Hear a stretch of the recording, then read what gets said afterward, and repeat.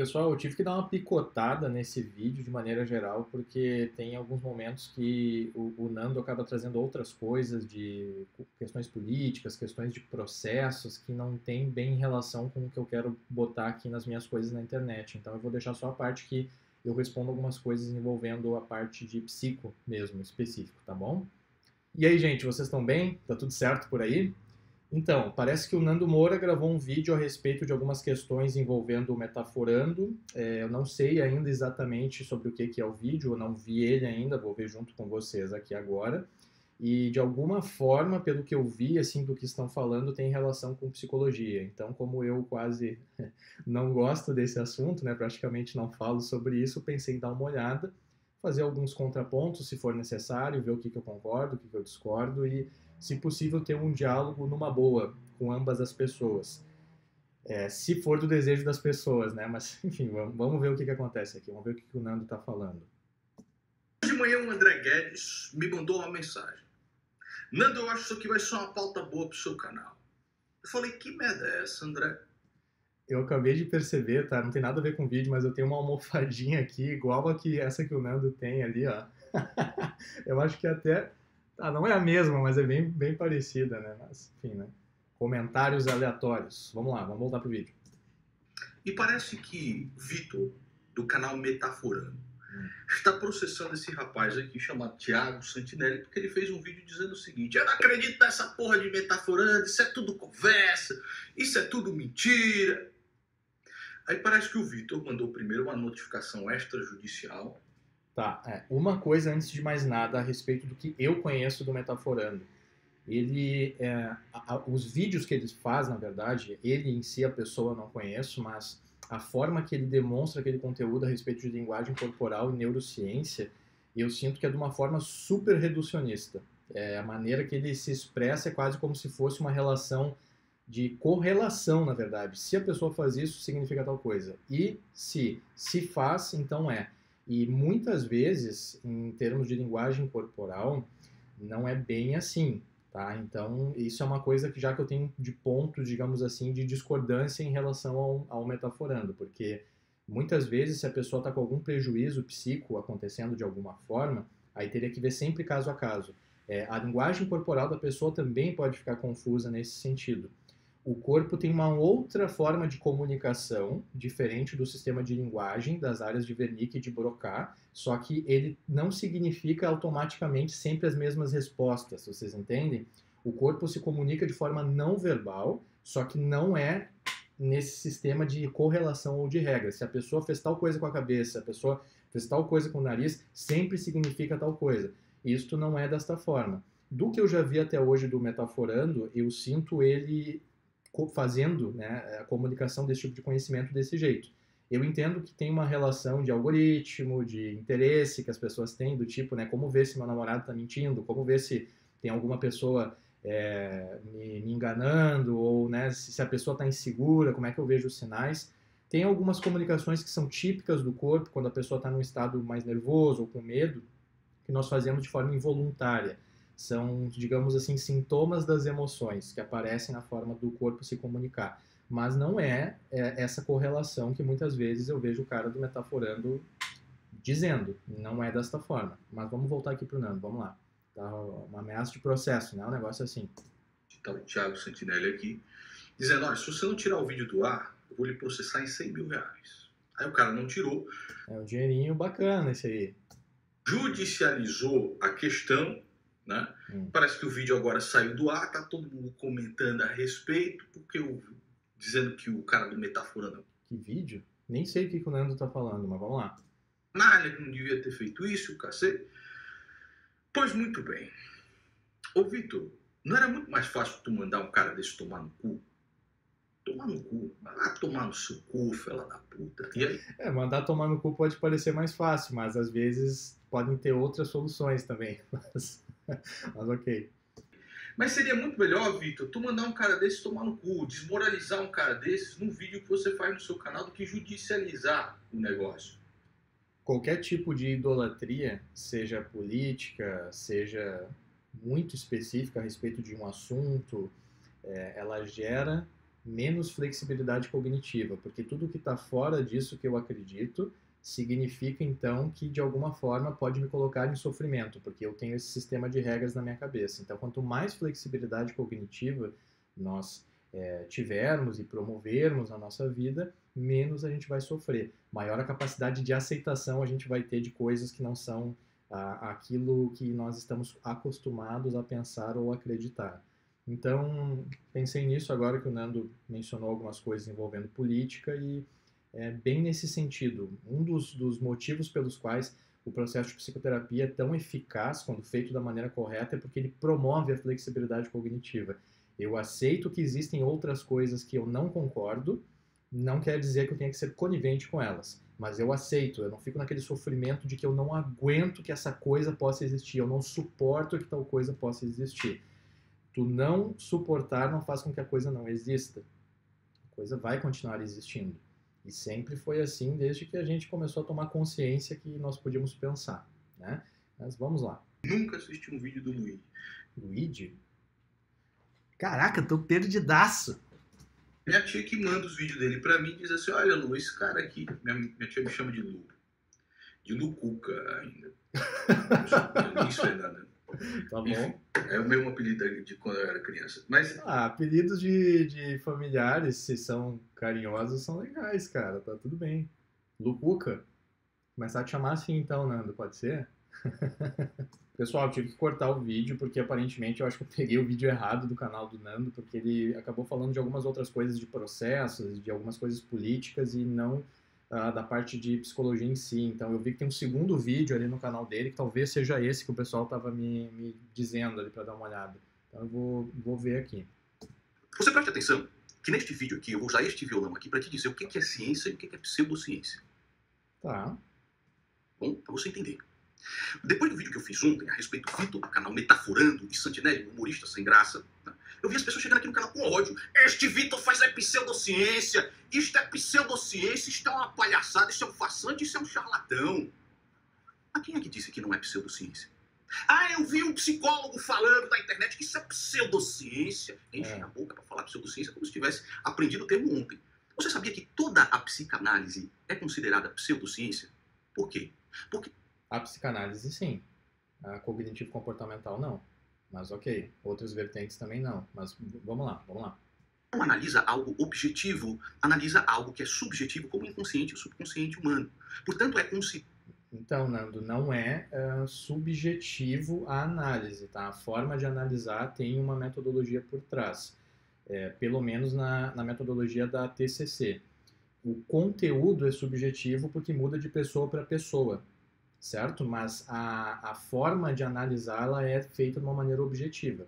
A psicanálise que não tem uma condução muito estruturada, com certos protocolos e formas de se fazer esse trabalho, que é um pouquinho diferente da TCC, mas vamos lá. Nada pseudociência. Isso não diminui em nada a importância de toda a psicanálise. Verdade, concordo. É uma área de trabalho extremamente importante, relevante e que tem seu perfil de paciente também, a sua forma de trabalhar. É tão importante quanto a TCC também, com certeza. Minha esposa é psicóloga, formada há mais de 20 anos, especialista em gestão de pessoas. Eu falo isso para diminuí-la? Não. Só que simplesmente é isso. Ah, mas eu vi um psicólogo falando como se a psicanálise toda não fosse pseudociência. Porque não tem como... Tá, mas peraí. A linguagem corporal... Deixa eu só ver se eu estou te entendendo, tá? A linguagem corporal é uma coisa que não é uma pseudociência. A forma que o metaforando fala, às vezes, de maneira mais sensacionalista, que é uma coisa que é um pouco mais questionável. Só que eu entendo que, enfim, é pro algoritmo do canal dele, é pro público que ele quer, pros objetivos dele, mas existe sim uma logística por trás, em termos, assim, neuronais, do porquê que a linguagem corporal aparece de certas formas. Às vezes, conforme eu tinha dito no início do vídeo, por a pessoa estar com algumas crenças mais disfuncionais ativadas, a linguagem corporal pode ficar confusa também. A crença disfuncional vamos entender da seguinte forma: crenças que a pessoa tem, que ela acredita de fato a respeito dela própria, que fazem ela ficar num estado de humor mais rebaixado ou que prive ela de alguma forma de ter mais qualidade de vida, certo? Do tipo assim, não sou merecedor de coisas boas. A pessoa sentir isso, ela sentir de alguma forma que essa afirmativa é verdade. Isso pode produzir nela uma linguagem corporal mais fechada às vezes. Tu entende? Só que nós podemos também ter a presença de comportamentos hipercompensatórios que vão combater a crença. Então, por isso que depende de pessoa para pessoa. Tem pessoas que podem ter essa mesma crença que eu acabei de falar agora, de não ser merecedor de coisas boas, só que elas, de tanto ter dificuldade de entrar em contato com esse conteúdo, elas têm um comportamento reverso. Então, elas vão lá e vão ser pessoas, por exemplo, que vão gastar mais, que vão pegar e vão se meter em mais situações de alguma forma que não confirmem essa crença. A crença pode ser a mesma, a linguagem corporal pode ser diferente, porque depende da forma de enfrentamento que a pessoa tem. Tá? Acho que é mais ou menos isso que eu consigo condensar assim, nesse raciocínio agora. Objeto de estudo, algo objetivo, tenha como objeto de estudo algo subjetivo. Ou você vai me dizer que a teoria do id, ego e superego de Freud se aplica a todas as pessoas em todos os casos? Concordo contigo, Nando. Não se aplica porque depende do perfil de paciente. Tem pacientes que vai fazer muito mais sentido eles terem, né, um atendimento psicanalítico do que uma abordagem como a cognitivo-comportamental, por exemplo. Então é uma coisa que depende bastante de caso a caso. Isso não pode ser confrontado. Ou que você pega lá o inconsciente coletivo do Jung e isso se aplica como objeto de estudo concreto. Não. Particularmente a respeito da forma que o Jung conduzia os aparatos conceituais dele, eu não concordo muito com a prática. Eu acho que é uma coisa que teve a sua relevância, digamos assim como a própria psicanálise freudiana, que foi se atualizando com o passar do tempo, mas essa questão do inconsciente coletivo do Jung, a TCC vai ter uma outra forma de ver, assim, por exemplo, você vai pegar um tipo de TEPT complexo, né, traumas na cidade. Não chega a ser o que o Jung chamava de inconsciente coletivo, mas várias pessoas foram afetadas pelo mesmo fenômeno, como, por exemplo, a situação da Boate Kids em Santa Maria, aqui no Rio Grande do Sul. Isso é uma coisa que não está presente, pegando a base conceitual do Jung no inconsciente coletivo, certo? Mas foi uma coisa que, de alguma forma, permeia a cabeça das pessoas que moram em Santa Maria até hoje. Então, é um entendimento um pouco diferente, né? Mas, vamos lá. Porque a própria definição do trabalho é a subjetividade. Mas o objeto de estudo, sim. A prática, não. A não ser que tu seja psicanalista. Aí a prática ela é um pouco mais aberta e semi-estruturada. Mas eu vi um hipnoterapeuta falando que é pseudociência. Fecha a boca. Como se a hipnoterapia não fosse também pseudociência. Porque hipnoterapia é pseudociência pra caralho. É muito pseudociência. O próprio Freud, que foi um dos maiores entusiastas da hipnose no início da sua carreira, já inclusive pontuou na época que não era eficaz para tratar de fato as coisas. Hipnose existe, mas não trata. Eu até fiz um outro vídeo sobre isso em outro momento, acho que até vou botar no izinho aqui, pra cá que tem que apontar. Depois eu coloco. O método de estudo da hipnoterapia não é concreto e objetivo, é subjetivo também, porra! Sim. Dá pra entender ou é muito difícil? Se tá muito difícil, eu vou usar esse violão aqui pra te ensinar. Tá, vamos ver como é que vai ser essa história do violão. Vamos lá. A música trata os dois lados. Trata o lado objetivo da ciência e o lado subjetivo das emoções humanas em relação a vibrações físicas que são essas cordas, ok? Mas preste atenção. Então nós trabalhamos aquilo que é ciência também. Ou seja, por exemplo, nós estudamos a afinação pitagórica. Uma escala de violão está, por exemplo, na razão de 2:1, de Pitágoras. Aqui eu tenho uma oitava e aqui eu tenho... A arte é uma coisa muito interessante nesse sentido, porque é uma forma que os humanos encontraram de tentar traduzir as coisas emocionais que nós sentimos com coisas um pouco mais tangíveis, com filme, com quadro, com movimento artístico, com desenho, com música, e de alguma forma tentar fazer com que essa comunicação / tradução das emoções consiga chegar em outras pessoas, para a pessoa entender o que aquele artista quis dizer ou estava sentindo, por exemplo, quando produziu a obra. Então, nesse aspecto, a arte é muito interessante.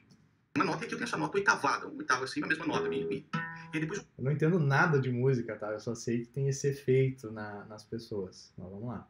Cálculo matemático para chegar a cada um dos dois tons até lá. Agora preste atenção. Um acorde maior, menor e diminuto, você vai percebê-los de maneira diferente, tá bom? Certo. E eu vou dizer o que a ciência diz a respeito de cada um desses acordes. Certo. Eu quero que você imagine o seguinte. Um camarada, ele está sentado em uma pedra numa floresta. Essa é uma cena de um filme, tá? E toca esta música aqui.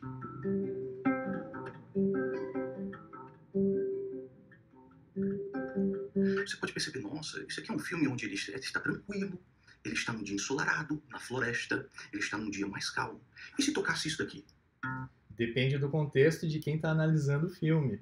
Se for um personagem, por exemplo, que acabou de fazer muita merda, essa música pode vir até como um estímulo reverso nesse sentido, do tipo, o personagem fez muita merda e agora ele tá num momento calmo que a trilha não condiz com a cena. E depende da interpretação de quem está vendo também. Tem pessoas que podem ter associado esse estímulo do violão, por exemplo, com perigo, de alguma forma. Se tu estuda um pouco de Skinner, tu entende o que é esse pareamento de valências opostas, digamos assim, né? Então, mas enfim, deixa eu ver o que ele vai falar.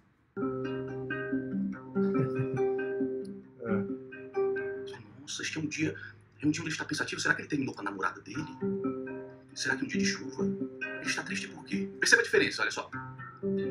Nossa. Ele pode estar tentando entender a carga tributária do Brasil também, aí ele entrou nesse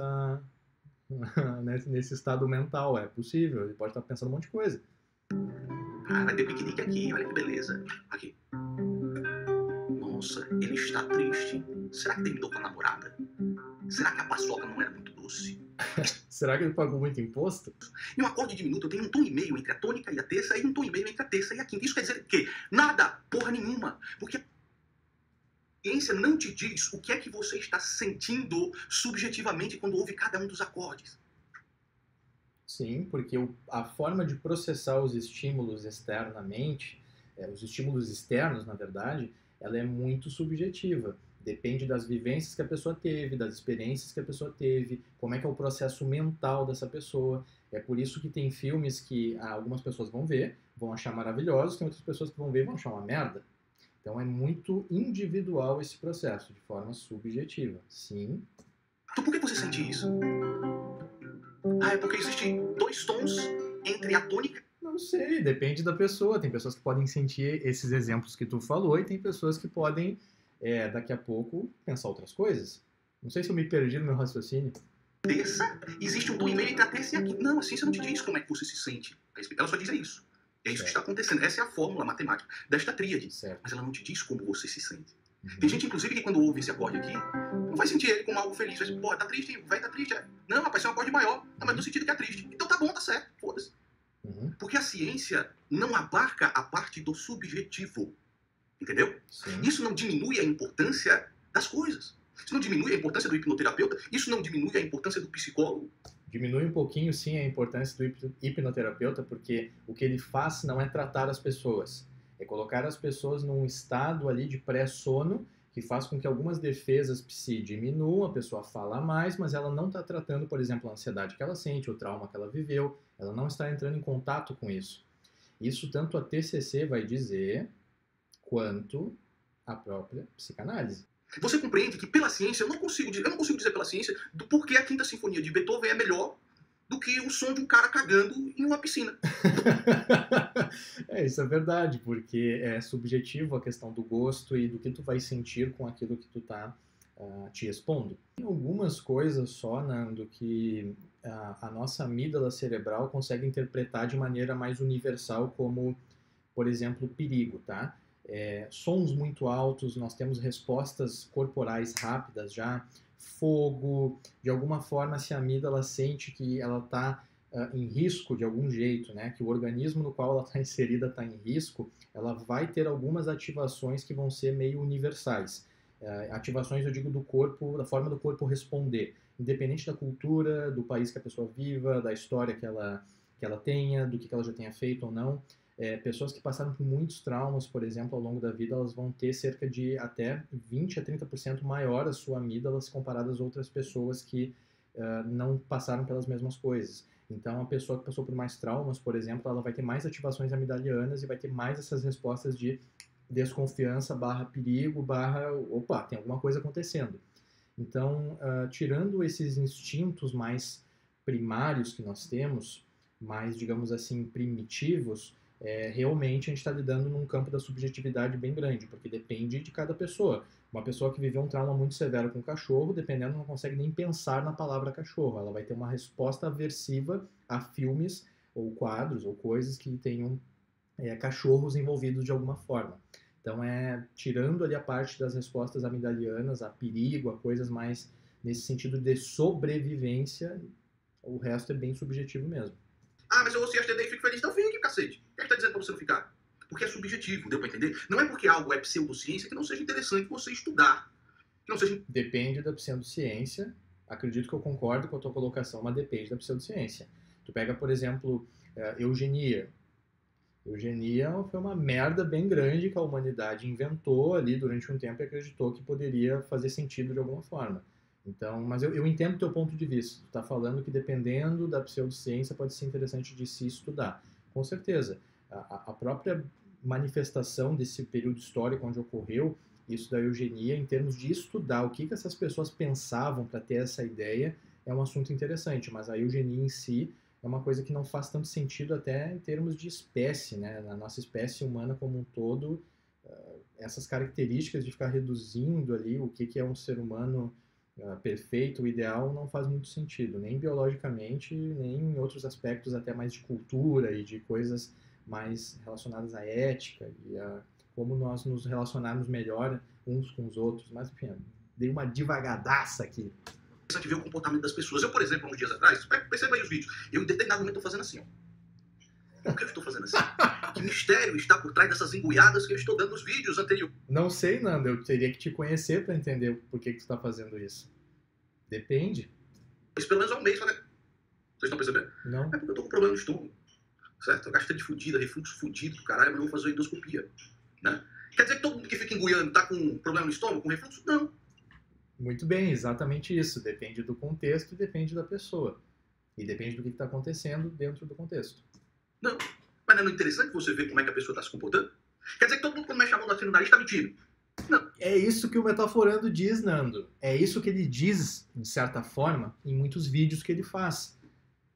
Não é ipsis literis isso, tu entende? Do tipo, cocei o nariz, estou mentindo. Às vezes o Vitor, é Vitor o nome do Metaforando? Já falou algumas vezes, mas eu esqueci. Ele comunica as coisas dessa forma, do tipo, dando a entender, né? Pode ser que, se eu estou falando, eu estou coçando a cabeça aqui, eu estou mentindo. Se eu estou falando contigo e eu olho para cá, isso significa que eu estou lembrando de uma coisa da minha infância. Não é dessa forma. Tem algumas características dessa manifestação dos comportamentos que sim, vão aparecer desse jeito, mas não é sempre assim. É por isso que tem que conhecer muito bem a pessoa que tu está tratando, que tu está conversando, por exemplo, para ver o que significa. Tem pessoas, por exemplo, que quando estão jogando pôquer, é super famoso isso, né? Super culturalmente divulgado. Tem certos tiques quando estão mentindo ou quando não estão com as cartas boas. Os tiques não são os mesmos. Vai mudar de pessoa para pessoa. Tem pessoa que vai piscar um olho, tem pessoa que vai coçar o braço, tem pessoa que vai enfiar o dedo no nariz. Então é muito particular. Mas é interessante você saber que isso acontece muitas vezes quando o cara está numa situação de pressão. Né? Depende da pessoa, mas sim, a maioria dos casos dá para dizer que sim. Se a pessoa está no interrogatório, por exemplo, uma coisa assim, ela está escondendo alguma coisa. Ela vai tender a se tocar, se fechar mais vezes. Só que é um contexto bem específico, tu entende? A pessoa tá na polícia lá, tendo que dar um depoimento, alguma coisa assim. Do grande Felipe Psy. É o cara que é o hipnoterapeuta? Ah! Hipnoterapeuta? Puta merda. Olha, tá bom, tá bom. Eu não tô dizendo que o trabalho do Felipe Psy não seja interessante. Aliás, eu acho a hipnoterapia absolutamente fascinante. Absolutamente fascinante. Para estudar pode ser fascinante, para praticar e trazer mais qualidade de vida, de fato, para os pacientes, não. Então eu acredito que por enquanto seja mais ou menos isso. Se esse vídeo fez sentido para ti de alguma forma, aperta aí nos botões do YouTube e ajuda a dar uma alimentada nesse algoritmo. E se não conhecia aqui essas coisas que eu faço na internet, estes vídeos sobre psico, seja bem-vindo a dar uma olhada. Tá bom? Um grande abraço e até a próxima.